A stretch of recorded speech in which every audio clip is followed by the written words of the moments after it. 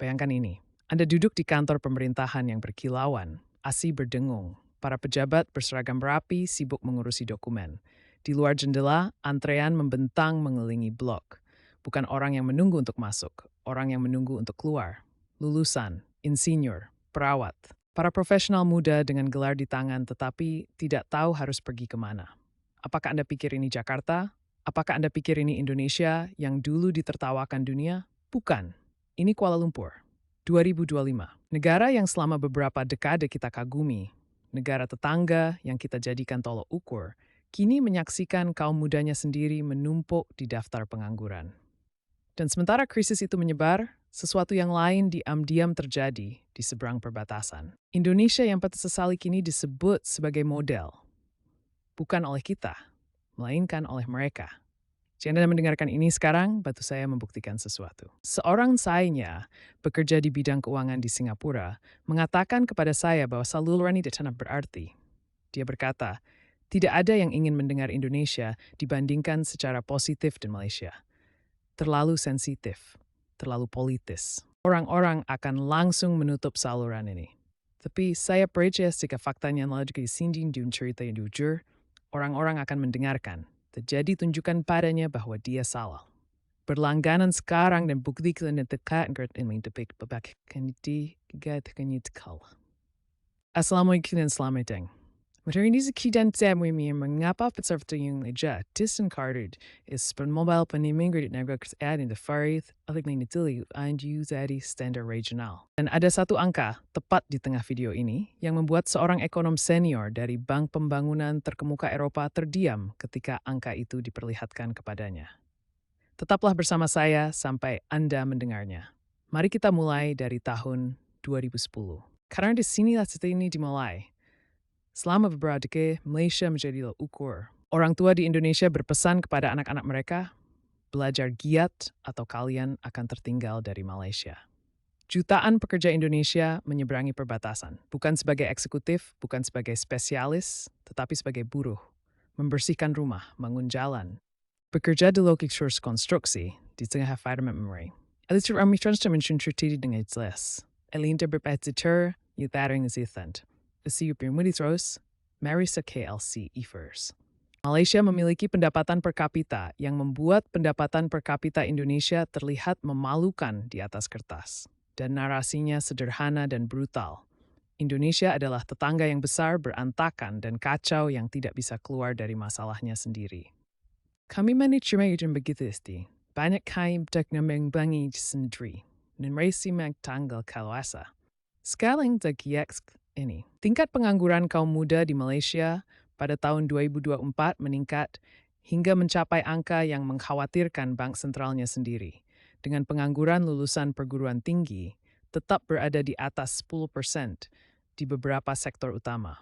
Sementara lebih dari 200.000 lulusan perguruan tinggi Malaysia tetap menganggur atau mengalami kekurangan pekerjaan yang parah selama lebih dari 12 bulan berturut-turut. Ik zei de pikirpits jumung heb je zahuz bestai de jern stil youth ipo. If it beserbit to the good Malaysia. Lans dorju tajer da anep da perpendidige thinking. Remang tu marajuru, but main stem in you stepa sing wise any sawal. Dan inilah yang membuat angka tersebut sangat mengkhawatirkan. Malaysia tidak menghasilkan terlalu sedikit lulusan. Negara ini menghasilkan terlalu banyak lulusan tanpa membangun mesin ekonomi untuk menyerap mereka. Kualifikasinya ada. Kesempatannya tidak ada. Kesenjangan itu memiliki nama. Para ekonom menyebutnya ketidaksesuaian struktural. Denalain Usmings Mesegert. Tu sini malasi ternarak. Sementara krisis tenaga kerja di Malaysia diam-diam memburuk. Bank Dunia merilis laporan prospek ekonomi Indonesia pada tahun 2023. Secara eksplisit menyebut ekosistem tenaga kerja digital Indonesia sebagai salah satu model pengembangan tenaga kerja yang paling cepat berkembang di seluruh kawasan Asia Timur dan Pasifik. Bukan Singapura, bukan Thailand, Indonesia. Laporan tersebut secara khusus menyoroti bagaimana ekonomi platform Indonesia yang dibangun di atas perusahaan-perusahaan seperti Gojek, Tokopedia, dan Traveloka telah menyerap jutaan pekerja yang seharusnya bergabung dalam antrean pengangguran. Mereka bukan hanya pengemudi aplikasi. Mereka adalah koordinator logistik, pengusaha mikro, pedagang digital, dan penyedia jasa yang beroperasi di dalam ekosistem ekonomi yang terstruktur. Bank Dunia menyebutnya sebagai infrastruktur tenaga kerja penyerap permintaan, yang sebagian besar negara berpenghasilan menengah gagal kembangkan dengan kecepatan yang sebanding. Itu bukan rumor. Hal ini didokumentasikan dalam laporan prospek ekonomi Indonesia Bank Dunia 2023 yang tersedia di Unstom. Namun, ceritanya tidak berisi di situ. Organisasi Perburuan Internasional menerbitkan temuan pada tahun 2022 yang mencatat bahwa program integrasi digital UMKM Indonesia telah menciptakan jalur pekerjaan formal yang terukur bagi lebih 20 juta silikir Madurbianian tuai Lutusvin. Mereka menyebut pendekatan Indonesia dalam memformalkan tenaga kerja informal melalui platform digital sebagai model yang dapat direplikasi untuk negara-negara berkembang yang menghadapi lonjakan pengangguran lulusan perguruan tinggi. 20 juta. So the average number be just more. It's the strength eperwe stayer slower and adabrik and kerja Malaysia. Hysteristic said kurkan, the mil kuring isa my tuan. Kemudian apa Juni? Bank Pembangunan Asia ADB dalam analisis pasar tenaga kerja regional tahun 2023 secara langsung menunjuk reformasi pelatihan kejuruan Indonesia, khususnya program Kartu Prakerja, sebagai tolok ukur untuk pelatihan ulang tenaga kerja yang responsif. Kartu Prakerja yang diluncurkan pada tahun 2020 di puncak pandemi telah melatih lebih dari 15 juta warga Indonesia dalam keterampilan digital, kewirausahaan, dan keahlian teknis dalam waktu 3 tahun beroperasi. ADB mencatat bahwa tidak ada program serupa di Asia Tenggara yang mencapai skala pencapaian tersebut dalam jangka waktu yang sama. 16 juta orang mendapatkan pelatihan ulang, padahal wilayah tersebut masih dalam keadaan lockdown. Dan Malaysia, Menteri Sumber Daya Manusia mereka sendiri secara terbuka mengakui pada tahun 2024 bahwa sistem pendidikan dan pelatihan kejurua itu membutuhkan restrukturisasi mendasar karena jumlah lulusan tidak sesuai dengan permintaan industri. Mereka mendiagnosis masalah yang sudah mulai dipecahkan oleh Indonesia. Tapi tunggu, Anda mungkin bertanya-tanya, mengapa Indonesia? Mengapa bukan Singapura yang jauh lebih terorganisir?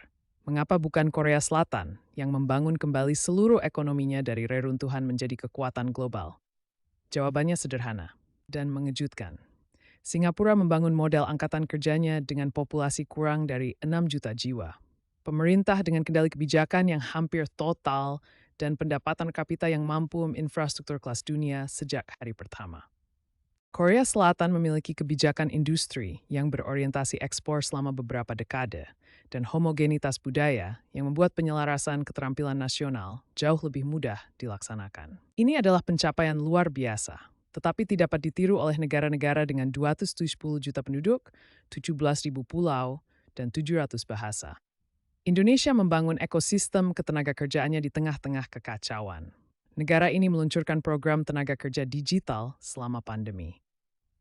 Indonesia melegalkan usaha mikro tanpa infrastruktur KTP nasional yang berfungsi di setiap daerah. Indonesia melatih ulang jutaan pekerja menggunakan ponsel pintar sebagai ruang kelas utama, karena itulah satu-satunya ruang kelas yang tersedia. Itu semua negara kembang milik benits tak mempelajari Indonesia sekarang, karena kondisi Indonesia mirip kondisi mereka, bukan Singapura, bukan Korea. Mempelajari ketahanan ekonomi dari negara yang memiliki setiap kelemahan struktural, namun tetap mampu membangun ekonomi digital senilai 77 miliar dolar AS jauh lebih bermanfaat daripada mempelajari negara kota dengan anggaran tak terbatas dan populasi yang lebih kecil dari Jakarta saja. Kevidsang growing, it's for the gibides like bread zero mungkin strength. Trait to sebagai pribadi sen kevitha bas betanar si Indonesia, an entire thing tisa and brain so do.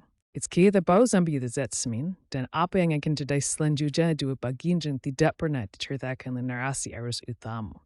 Namun, ketika jujur dan sekuyur, semusrijan dari smil seth, tidak pasin.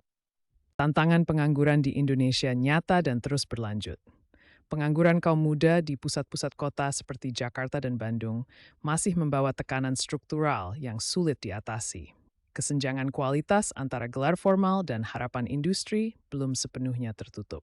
Jutaan pekerja di Indonesia bagian timur masih berada di luar jangkauan infrastruktur ekonomi digital. Dan korupsi dalam pengadaan pelatihan kejuruan belum hilang. Ini adalah fakta. Kita tidak bisa menghapusnya. Namun ini bukanlah tanda kegagalan. Ini adalah tanda pertumbuhan. Dat Lisa Teftet.